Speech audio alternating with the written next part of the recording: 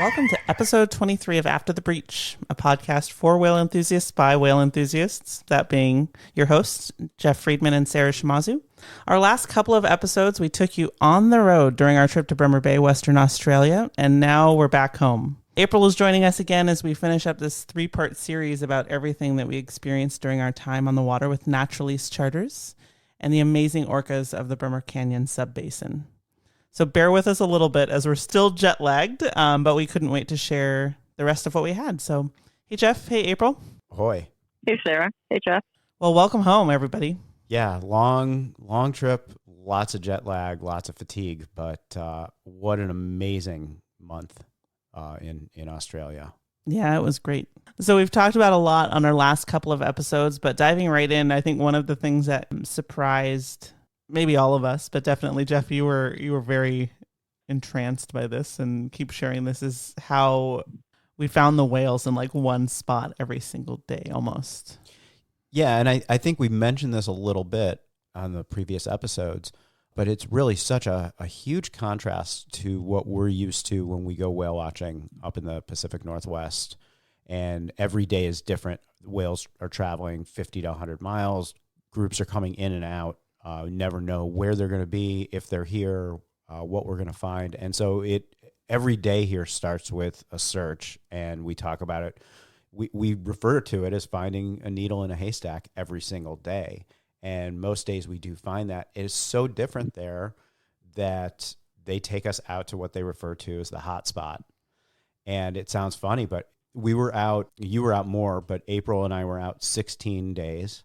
And in those 16 days, we saw killer whales 14 of the 16 days.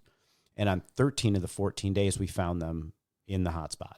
And amazing. It's incredible. I'll if I'm able to, I can post a graphic. I was dropping pins on a nav chart on my phone, and I would drop a pin on our very first sighting of killer whales each day.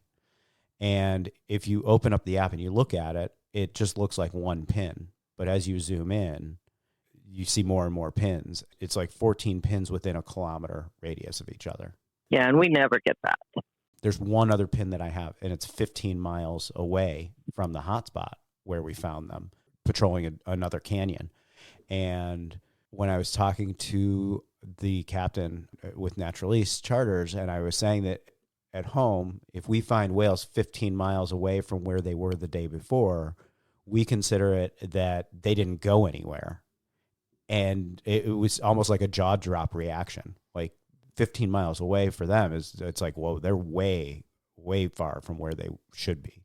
Right. And I think you said this too, and this is a good point, is like these whales that we are seeing down in the Bremer Canyon are traveling likely 75 to 100 miles in a day, just like any other, whale out there, killer whale we've seen. We don't know that for sure because we're not tagging them, but they're continually moving and traveling. They're just not traveling anywhere. They're just, in circles and kind of patrolling. Like April you talked about the patrolling on the last episode, this 1,000-meter contour line, and kind of working east to west and then back into the hotspot again, and then, heading west out of the hotspot and then coming back east into it again. So they're moving constantly. They're zigzagging a lot. We just don't have the, perspective of having like islands around to tell that they've turned around. And distantly you can see the sand dune sometimes if it's, clear out, but really it's just kind of a blank slate of open ocean out there. Yeah, and that's really true. Unless you've got your compass open and you're really watching it, or you're close enough to shore, which sometimes there was a lot of shoreline we could see, you don't get a good perspective when they change direction or they flip, or we have so many landmarks that we can use in the Salish Sea, but out there it's just wide open. Yeah, I mean there were, to both of your points, there were many times where we were with a group of killer whales out in the canyon, and I was continually taking out my phone to look at the chart to see what direction we were going in, because you really just can't tell, and you can't really tell when we turn.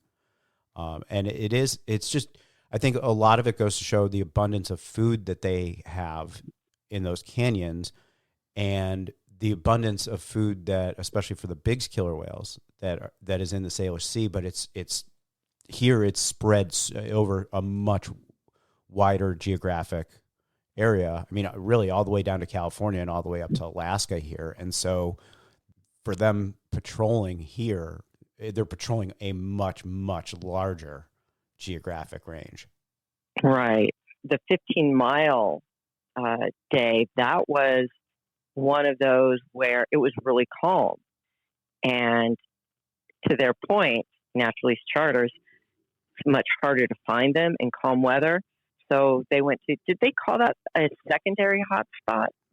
That's what Craig mentioned. It was a secondary hotspot. I'm not sure exactly how often they see them, but they were, there was another canyon over there. Mm-hmm. There's a lot of, so we, just interrupt real quick. We say like, oh, the whales are in the Bremer Canyon. There's a lot of canyons like right in close proximity to where we are in this like really narrow, like kind of hot spot where, Jeff, you've dropped your pins. And a lot of times we weren't actually over the Bremer Canyon. We were over kind of some of the offshoots of other canyons. There's like Henry Canyon and Knob Canyon and Hood Canyon. So they're kind of all in that small area. So that 15-mile was another canyon. I'm assuming they must see them over there. But let's talk for a minute about those calm days that you mentioned, April, because it was very interesting that it seems like on the calm days, it requires more of a search to find them. They're generally not in that same 1 kilometer radius on those calm days, which for us, we mentioned this earlier, like for us, a calm day makes it easier to find whales. Yeah, definitely. I know when I check the windy forecast and it's purple on my phone, I'm like, yes, we're going to have a great day out there. I can go anywhere. We're going to find whales. And when you see that when you're down in Bremer, you're like, oh. Yeah, I mean, the crew is like, oh, this is going to be a tough day. Yeah. Isn't that funny? And just for context, when windy is purple, that means it's going to be flat, calm, and almost no wind, which we do love that in the Salish Sea. We do, and not so much down in Bremer Canyons. And how interesting is that? So obviously there's something going on. And the theory that I kept hearing was that without wind chop, it's much quieter, so it makes it harder for the whales to find food. Are they patrolling further then? I would almost venture to guess, and I'm just going to clarify for everybody listening, like this is totally my own hypothesis and not. I can't wait to hear this. Do it. I have no idea what you're going to say, but I like your whale. Right, yeah. I don't have any science to back this up. But your whale theory is good here, so do it. Yeah, on calm days without the wind and the wind chop and all of that, not that it's harder for them to find food, but it's easier for their food to hear them coming. And so when the beaked whales are down there, it's easier for them to hear a group of killer whales at the surface waiting than it is potentially to like on a day when you have that wind noise and current noise and all that coming. So that's kind of my theory, is that it's really about them being able to kind of like mask themselves amidst this other noise, whereas on a calm day, not so much. Totally makes sense. It does make sense, and I think that it's very interesting that I guess that especially if they're hunting beaked whales that do these long dives, the beaked whales, if they're hearing the killer whales, can be more deliberate about when and where they're going to surface, knowing if killer whales are around. And I also think it kind of matches something that we do see here. This is something that would be really interesting to study and start to document the data. We see big killer whales frequently hunting right around or right after either a ferry or a container ship pass by. And so that sound may be masking their presence from their prey, just like the large waves and bigger waters are masking the presence of killer whales down in Bremer. Mm-hmm. Yeah. And also kind of right around those like rocky shoals and reefs and areas here, where water is hitting rock and creating that kind of mixing. And it's very, very noisy. I think we've all kind of either put our phone in the water and listened to it afterwards, or been in the water and listened to that when water's hitting rock. I mean, it's so noisy. Yeah, absolutely. And I think that this also goes to, we've gotten so heightened in sensitivity to sound and whales. And I don't know that we can generalize. I think different whales are going to take sound differently. But in terms of what we're seeing with killer whales, I think the more that we're seeing, the more we don't really know. Yeah. No, I see that all the time. That's why we have all of these extra theories, and the more we know, the more we have questions. Exactly. And, my big question is, there's this big absolute takeaway of like sound is bad for whales and they want it purely quiet. And my question is that actually true? Is that absolute? It looks like some of the killer whales that are hunting marine mammals, they need sound around them it assists their hunting. Yeah, it just depends what kind of sound, and but I don't think we can make any definite conclusions on that. But sound is, when you say the word sound, especially within our like community of whale people, we automatically think of anthropogenic sound, of human created sound. And I'm not saying whether that's good or bad. I don't think there's like a distinction where it's all one or all the other. But sound is a natural part of this world. Sound existed before humans existed. They're used to sound in their environment.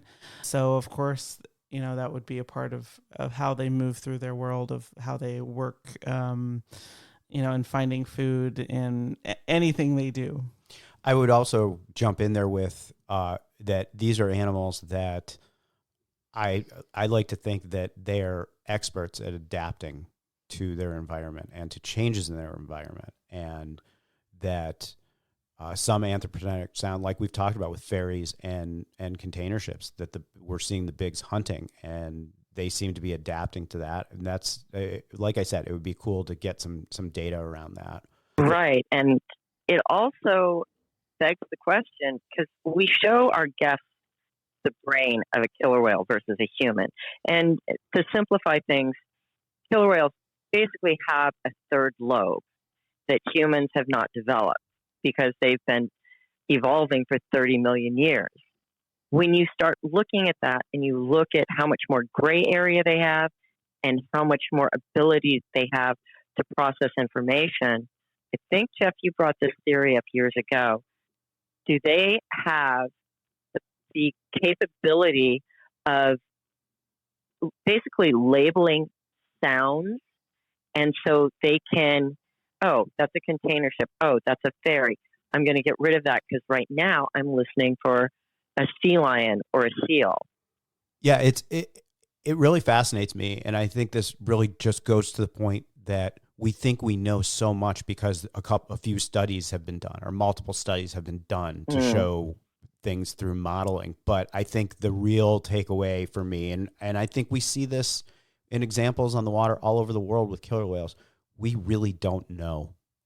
We talk on the boat a lot about how these are such advanced acoustic animals, and their brains are so developed, and they use sound so much more than we do. And I think my big takeaway in that means we don't really know how they are processing sound, how they're using it. We know that they are processing it way beyond our capabilities, but what that means, we don't really know. Yeah, we just don't know enough. Well, I think as humans, and we're kind of getting off topic here, so I'm going to say this and then we can. Oh, there's no such thing. But I think as humans, we like to deal in absolutes. Like we like to have our box. We like to have our understanding of this. And that's how it should be. Like we want to understand, and then that's going to be applicable to everything else that we associate with that. So we like it neat and tidy, and I don't think there's a neat and tidy with killer whales, really with the natural world. Like there was a lot of ego coming in from the humans, humans that are just trying to understand from a kind of almost a place of like superiority to animals. And Jeff, we were talking about this off the air earlier, is we just like to, we like to put things in boxes. We like to have absolutes. We like to say like sound is bad, or, whatever. And it's not cut and dry, right? It's not black and white. It's just not. So, by the way, there's no such thing as off topic. The topic is whales. So anything that deals with that, we're good.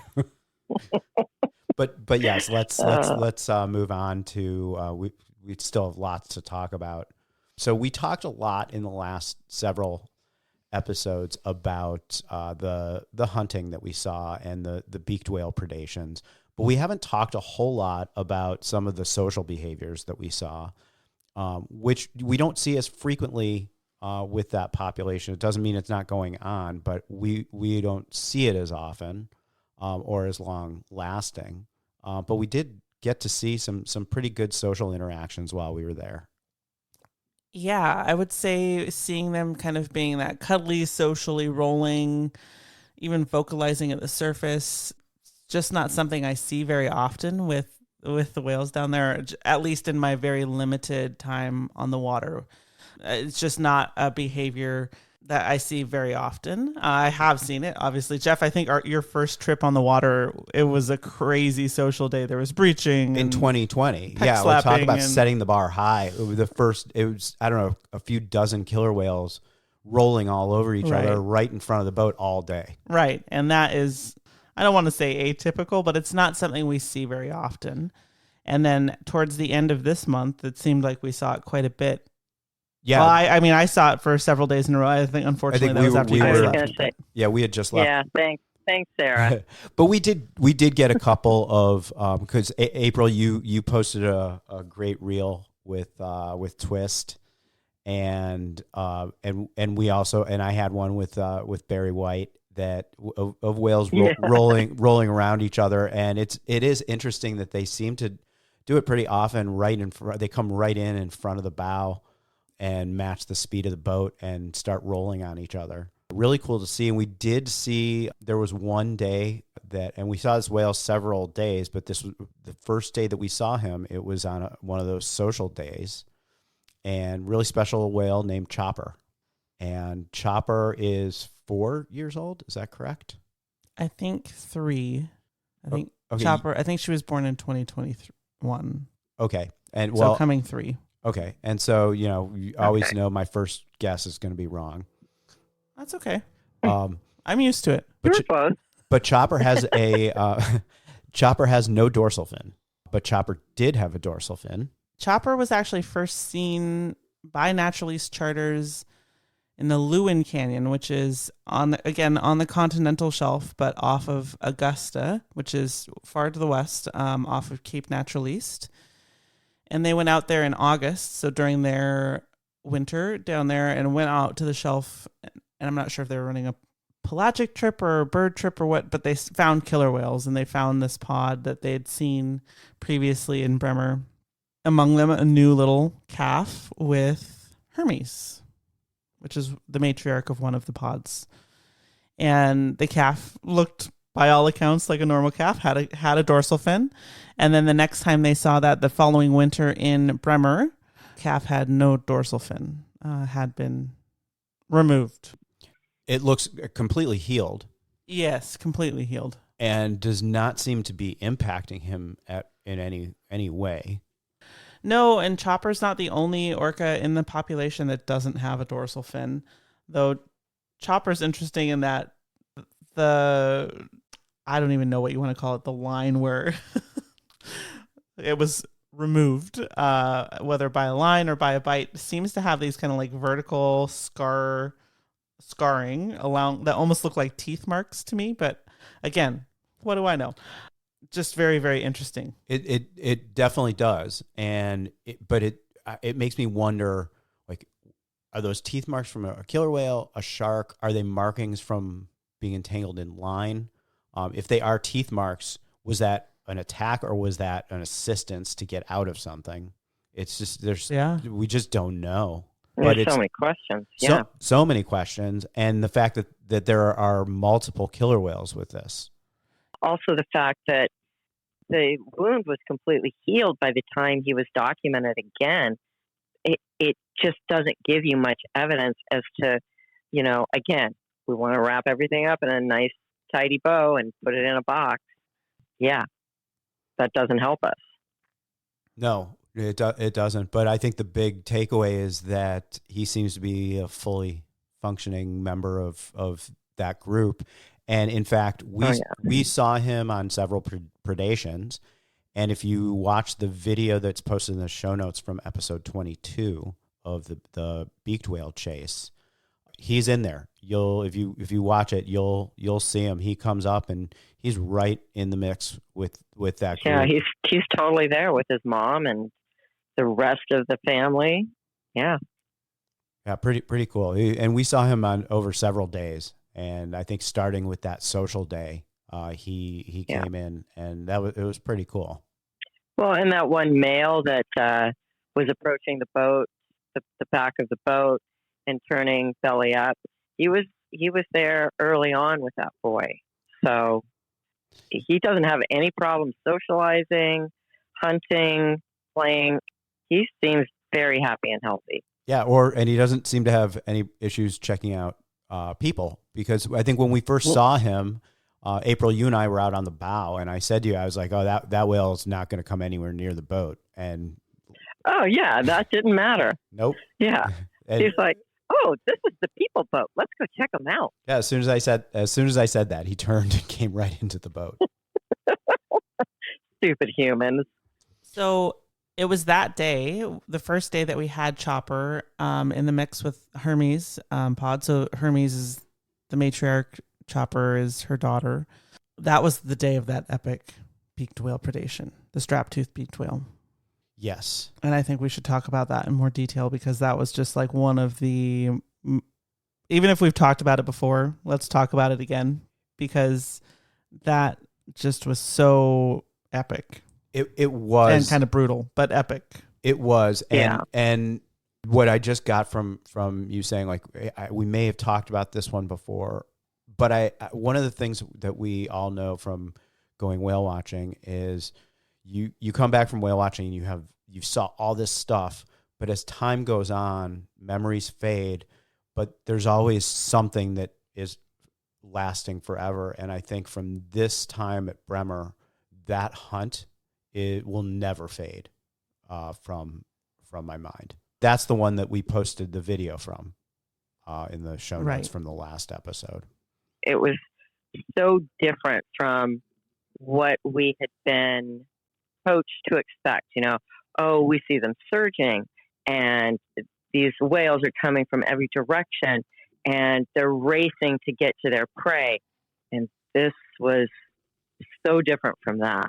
It was very different. This was the one hunt that we saw where there was no quote unquote surging from the whales that we were with. Yeah. And I think like a lot of the times with the hunts and surging, we're not always with the whales that find the prey. So if we had been with other whales that had heard this pod find the beaked whale, then we might have been with whales that were surging during this hunt. But we were with the group that found this whale, and this whale made it to the surface, which is not something that happens on a lot of the hunts that are seen out there. That's a good point. Yeah, typically they say that it happens underneath the surface, and we don't really see anything until we see a slick. Now, if I recall correctly, we were with that juvenile male who was coming up and checking out the GoPro. And Chopper was there, and there were a few spread out whales, and they were not patrolling. They were just kind of playing around. And then suddenly they were grouped up and moving. Mm-hmm. Right. And the way you're describing it, Jeff, it's like, oh, we had a couple here and a couple there, which is true. We had somewhere around 3 to 5. Then this beaked whale reaches the surface, and how many whales were there right behind that beaked whale? 20, how many orcas? 20 to 30, I would say. Yeah, it was a big group. And it's amazing that huge group. And it happened, it just happened so quickly and out of nowhere, where we're with 3 to 5 whales and we know they're spread out, but then all of a sudden they're we have 3 to 5 that are now together, and for the first time in several hours, they're actually moving. It was almost like we were babysitting the juveniles. It was almost like the boat was babysitting the juveniles and the adults were off like patrolling. Yeah. Because I don't recall seeing, I recall seeing some of those whales, but I definitely don't recall seeing all of the whales that we had in that once they got together in that big group and were, pursuing this beaked whale. And I think they were kind of probably spread out. We were probably in a line, and we were one of the individuals in this line, and we were, the source of entertainment for the kids. I think that's very accurate because it was the juveniles that were coming up to the GoPro and playing around and taking photos, and not just at the stern, but they were swimming up to the bow and swimming in between the two hulls of the boat. And it was the juveniles. And then all of a sudden it was like they were called like, hey, back with mom. And then it was so quick. It was within a few minutes that all of a sudden it's like, whoa, there are a ton of whales here. And then somebody from Natural East Charters yelled out, like, there's a beak whale up 150 meters ahead of them. Mm-hmm. Yeah. And within a minute, that beaked whale, the orcas had closed the gap, and that beaked whale was just barely in front of them. Yeah, and you can see that in the second part of the video that we posted. It's also on our After the Breach YouTube channel, and you can see them catching up to him. And it wasn't like this slow approach, but it wasn't surging. Yeah. No, it was just fast travel. If we were with orcas in Salish Sea, we would have just considered that to be, they've got someplace to go. Right, exactly. Mm-hmm. Exactly. And I wonder if they know that they're going to get them. Like, it didn't seem like there was any urgency. I mean, they were all in a very tight formation, but it didn't seem urgent. Yeah, and I don't know enough about their hunting strategies with beaked whales. Their beaked whales can hold their breath a long time. For those that are not familiar with them, there's I think 22 different species of beaked whale, and they can range in breath hold from like an hour to almost 4 hours, I think is the record, depending on species.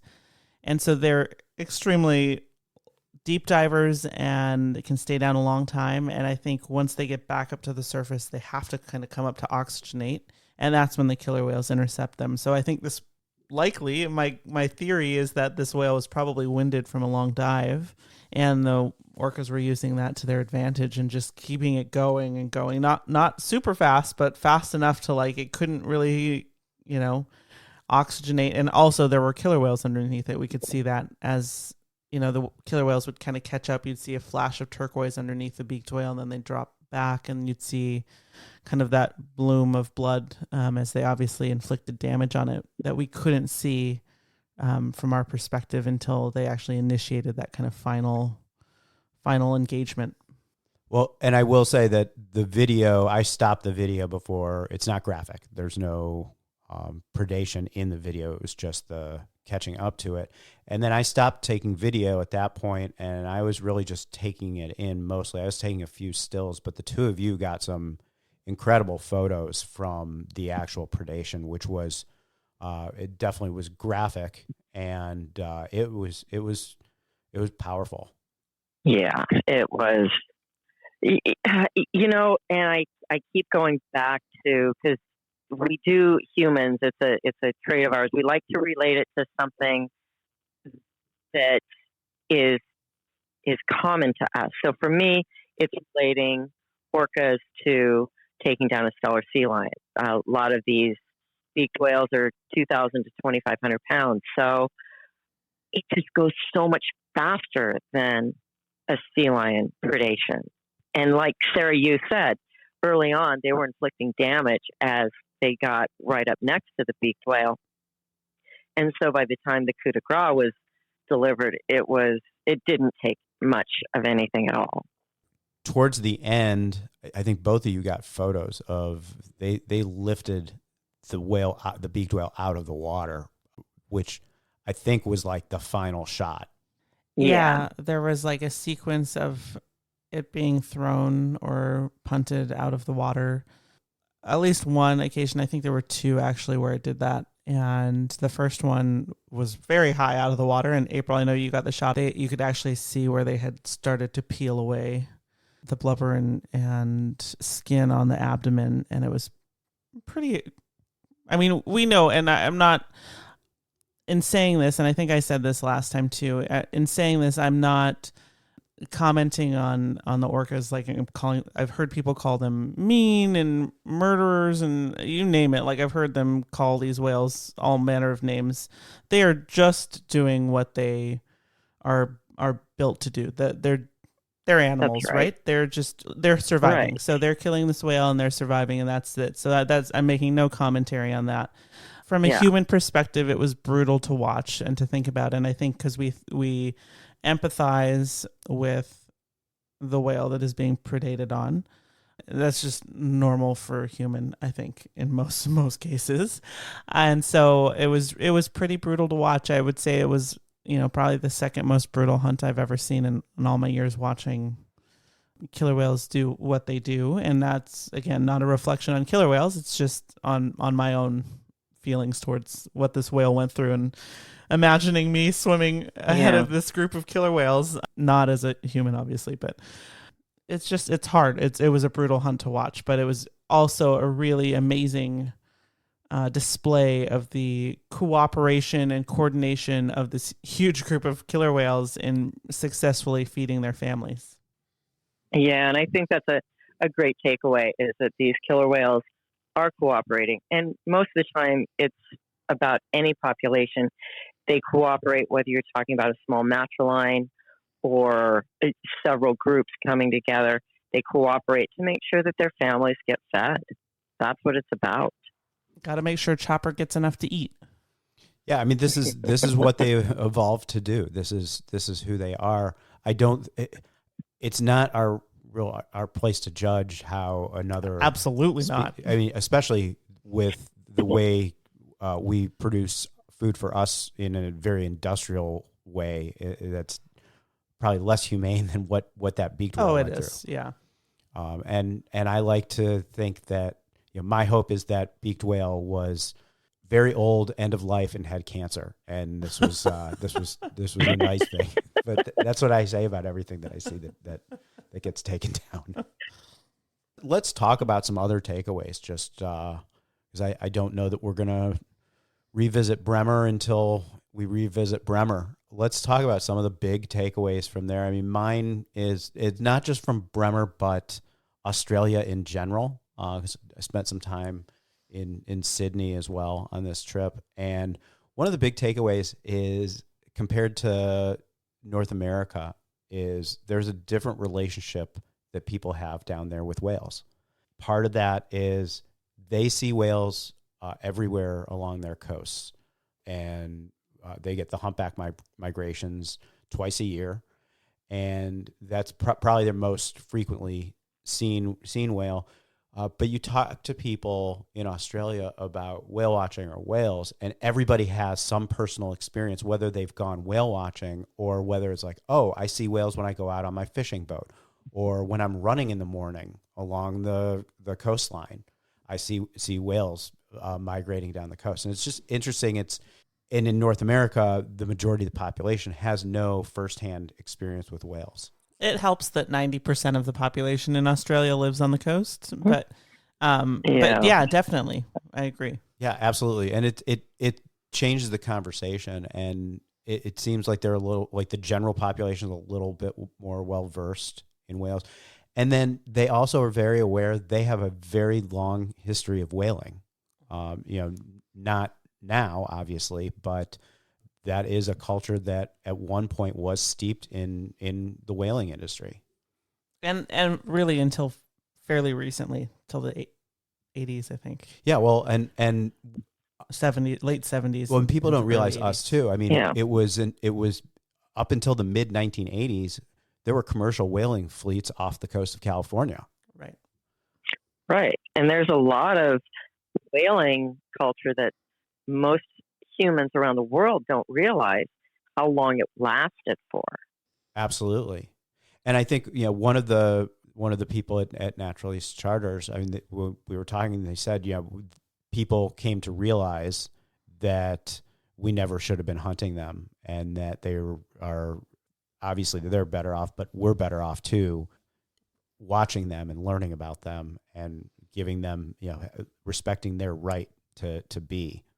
Yeah. There's a really amazing museum in Albany, Western Australia, that was the last whaling station, and it's the most complete whaling station, and it's now a museum.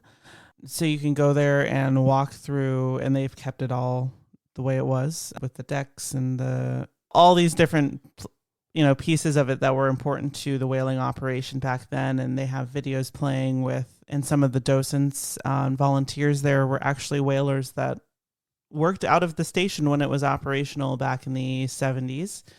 And it's really interesting to listen to them. There's some videos with them and that, interviewing them about how their views changed as they were in this profession, because back then in that area, that was the only way to really make a livelihood. That was the only way to really support your family.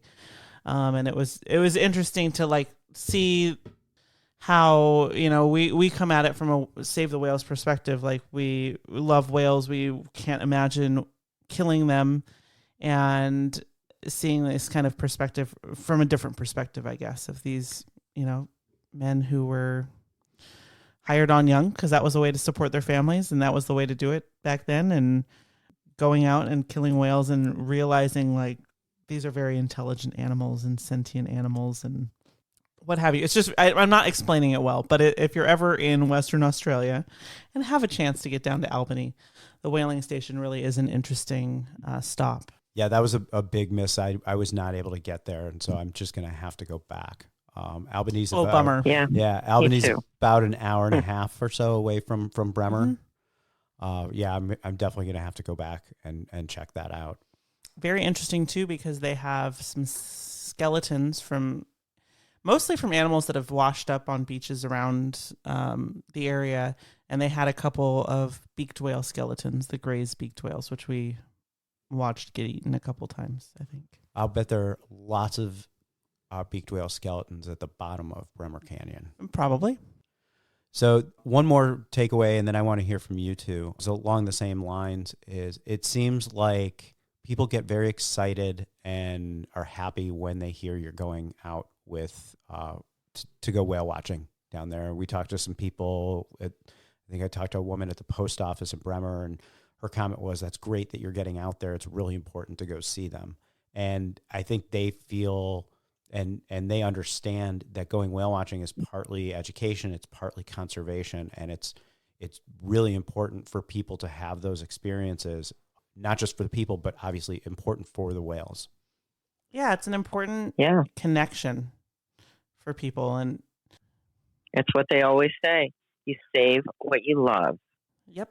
So I want to hear from you two on some of your big takeaways from this year in Bremer. For you, Sarah, your 4th year. Yeah, 4th year. And April, your first time. Very first time. I don't know, Sarah. You'll have to tell me if Natural East Charters uses the word patrolling, or if that was just kind of the verb I ended up with. No, I think they use it. I think okay, because I just landed on that, and it was probably from listening to them, and that was just the really interesting part, and a big takeaway for me is going out there and seeing these whales, and you see different orcas from day to day in the same area, which then begs the question, knowing how far they can swim, how far they can hear, how many whales are really out there? We see 3 to 5, and then the hunt is on, and you've got 20, 30, even more orcas. So it's a big, vast area, and I think we're missing so much of what's going on. And then back to the culture and the people there, something that was really interesting to me was once you got out of the Bremer Bay area, there were a lot of people. They talk about humpback whales and even the southern right whales, but not a lot of people knew that there was orca whale watching. It's very true. It's interesting that a lot of people especially when I was in Sydney and I mentioned Bremer Bay, they were like, "Where?" Where? Yeah, What's that? Still not well known. We've had people here on our boats, that are from Australia, and we're like, "Oh, you came all the way up here. Have you been down to Bremer Bay in Western Australia?" And they have no idea that there are killer whales there. But it's very new. It's really less than 10 years that they've been running trips out there. Right. Trips. Right. And it's not like a destination in its own right in many ways. So it's not like if they had killer whale watching out of Sydney, the word would probably travel much faster. Yeah, because it's a much bigger urban area, and I don't know that people really watch much TV down there, but it's going to be on the news. Yeah, it's an interesting takeaway, and you're absolutely right. Once you get out of the Bremer area, people really don't know. A lot of people are not familiar that there are killer whales in Australia, and really not just in Bremer. Right. There's a group up in northwest Australia, kind of off Ningaloo, and there are killer whales that are seen off the east coast. And there was, of course, Old Tom out of Eden that helped the whalers. Mm-hmm. So there's a history of killer whales on the Australian coast, and we're just kind of re-emerging into our narrative now. So Sara, fourth time there, many to come. What are you walking away with this time? I don't even know yet what I'm walking away from. It was just so different from what I thought I was going to see this season, compared to last January. I wanted to come down for another January, so I had that same time of year. And I was honestly expecting to see the same families on a day-to-day basis that we saw last year, and I didn't. I mean, I did see the same groups. I think I saw every single group last year I saw this year, with some new whales this year. Lots of new whales this year. Yeah, I don't know. I don't even know. Do you know what the takeaway should be? Do you know how many undocumented whales you ended up having? I will have to look, and we'll have to chat about that on another episode, but I would say about a dozen. Wow. Not that necessarily had never been documented before, but had not been in the catalog before. But there were some that had never been seen before. Definitely. At least 8 or 9 that had never been seen before. Wow. Right? That's incredible. And not all adults, right. not just calves. That's adults. the thing, adults.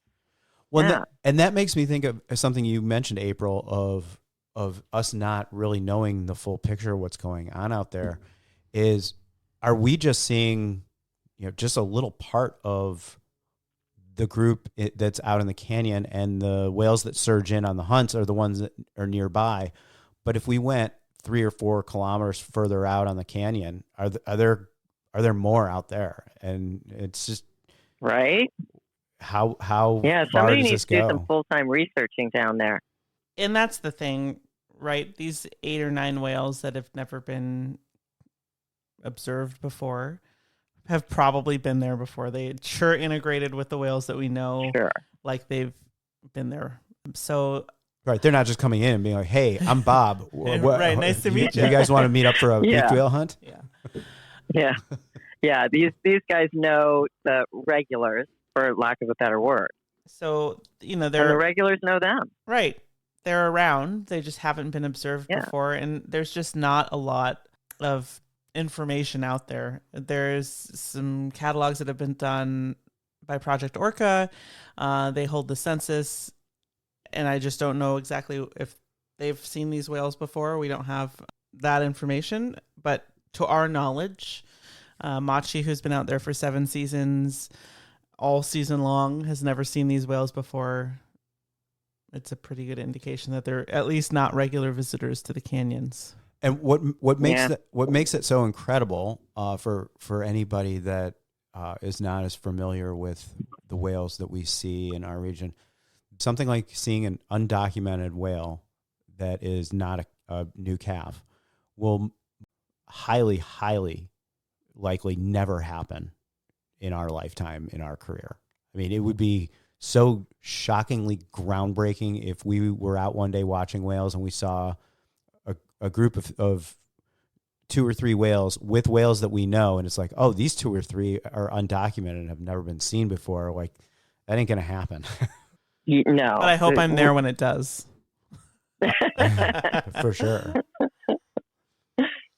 Yeah, it's fascinating. It's a whole new frontier. There's just so much to learn. And I think the more that I'm down there, the bigger the iceberg is that I have of questions. You know, I'm learning Iceberg things, of questions. learning things from these whales all the time.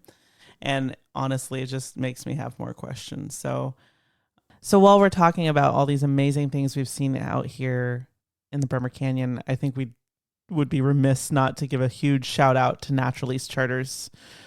Paul and his crew, just the best of the best down there. Really, like, they're amazing. Absolutely incredible. If anybody does venture down to Bremer Bay, Natural East Charters are absolutely the company to go with. And they do run out of Augusta and Dunsborough. Yep. So any time of year you're in Western Australia, you can get out on a tour with them. And I highly recommend it. They're just really, really great folks. Well, hopefully we will be bringing you more episodes from Bremer Bay in the future. We would love to go back there. In the meantime, we're now back in Friday Harbor. At least Sarah and I are. April diverted to Florida, but we'll be back here soon. And I will. Yeah. She had to ease her way back into the cold. Right. Yeah. You got the best transition of all. Yeah. Hope you guys will join us. We've got lots of episodes coming up. In the meantime, appreciate you joining us, and whatever you do, make sure that you stay safe out there. Thanks so much for listening to this episode of After the Breach podcast. If you've enjoyed it and want to help us out, please share this with your friends, family, and any other whale-loving folks you can think of. We would also love to hear your feedback, so please leave us a review wherever you listen to podcasts. If you have topics you're interested in and would like to hear on the show, please send us an email. We'd love to hear your thoughts. You can find us on Instagram as @AfterTheBreach and on Facebook as After the Breach Podcast. And if you'd like to go whale watching with us, then come on up to San Juan Island, Washington State. We run tours with Maya's Legacy Whale Watching, departing just steps away from the ferry landing in beautiful downtown Friday Harbor. It's a great destination for a day trip or multiple days and offers some of the best whale and wildlife viewing in the world. We would love to take you out on the water to see the amazing whales we talk about on our podcast. You can book a tour through the company website at www.sjiwhalewatch.com and make sure to mention you're a podcast listener when you book. Thanks again for listening, and remember, stay safe out there.